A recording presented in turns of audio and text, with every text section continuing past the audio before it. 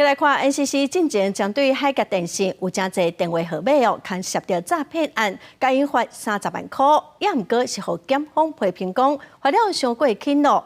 NCC 昨搁再针对海峡电信无对7间企业客户的身份做详细调查，罚因445万。海峡电信因为放出12000个门号，其中有真侪门号是涉嫌诈骗。NCC 敢若针对自然人的部分是罚30万，互检方质疑讲，获甲遮尔轻根本就无法度有效来打击犯罪，引起讨论。不过 NCC 初六阁出手，即摆是提出重罚，以海峡电信对7间企业的客户无做好身份的查核，重罚445万。没有做好内控的机制，所以说分别罚款，那总共有7家企业社。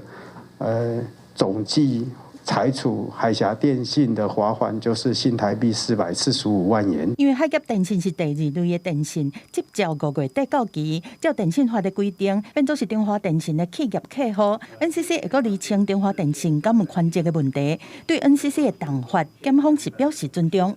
这是 NCC 他们主管的业务范围啦，我想我们也尊重他们的裁决啦。不过如果有法制上需要我们提供意见啦，我们也很乐意来提供。涉及到跟诈骗有关的，我们也主张要严惩。海峡电信牵涉到的诈骗案是包括宜兰和桃园地检署拢有来侦办，桃检初六侦查结束，甲涉嫌帮助诈骗的社区的公司负责人，照早起顶罪起诉，具体求处20年的重刑。记者综合报道。